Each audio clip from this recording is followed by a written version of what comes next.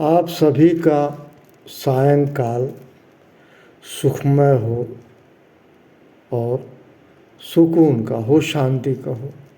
इस कामना के साथ आज हम याद कर रहे हैं महादेवी वर्मा जी को, जिनका जन्म 26 मार्च 1907 को फर्रुखाबाद में हुआ था।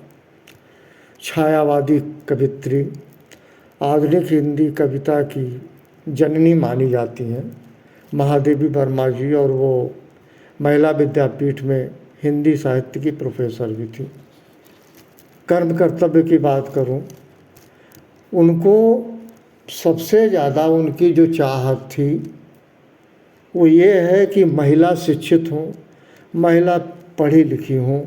पहले के समय में मैं कहूँ, मेरे भी बाल्यकाल में बच्चियों के प्रति पढ़ाई के लिए उतना ध्यान नहीं दिया जाता था, और बच्चियाँ पढ़ती तो पुरुष कहीं टिकते नहीं, क्योंकि बच्चियाँ पुरुष से, जो नारी होती हैं वो पुरुष से, नर से ज़्यादा तेज होती हैं और वो सफल होती। बहरहाल इस बात को महादेवी वर्मा जी ने, उनका दुख अपना कोई दुख नहीं था, उनका दुख था औरों से करती थी जो महिलाएं, जिनकी दिक्कत थी, बेचारी पढ़ी लिखी नहीं थी।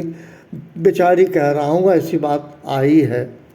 और महादेवी वर्मा जी ने का एक बहुत प्यारा है पोयम है, मैं नीर भरी दुख की बदली, नैनों में दीपक से जलते, पलकों में निर्झरड़ी मछली, नभ के नवरंग बुनते दुकूल, और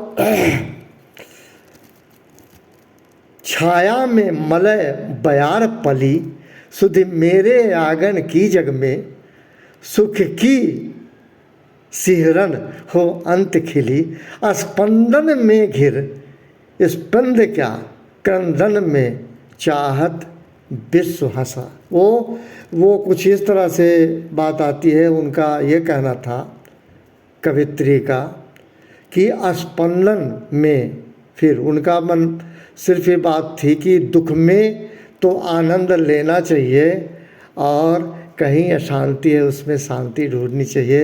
इस तरह का उनका सकारात्मक सोच, और मैं हार्दिक रूप से, हृदय से महादेवी वर्मा जी को याद करता हूँ। एक श्रेष्ठ महिला मैं कहूँगा। मैं इसमें नहीं जानता उनको कितने पुरस्कार मिले, क्या किया क्या नहीं किया, लेकिन फर्रुखाबाद की धरती से जन्मी, इन्होंने अपना नाम अमर किया।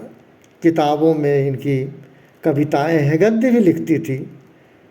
पुनः मैं यही कहूँगा, उससे समस्त महिला को ये सोचना होगा, आज के दिन याद करना चाहिए कि उन्होंने कितनी अच्छी बात कही थी।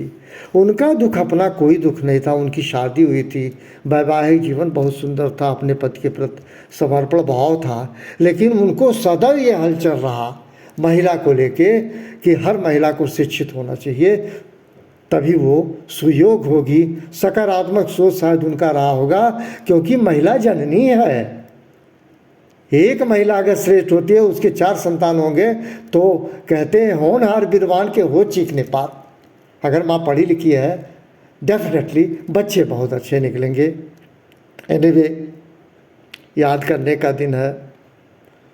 बात को उस किस प्रसंग में कहा था, उस बात की उन्होंने व्याख्या कहीं की भी थी, और उनके विषय में एक और बड़ी विशेष बात वो ये रही है, इनको कुछ नहीं मिलता था तो नीम के पेड़ पे भी, उसके दरख्त पे इन्होंने कविताएं लिखी। ये वो महादेवी वर्मा जी हैं। आप सभी को मेरा हृदय से प्रणाम। Thank you very much dear.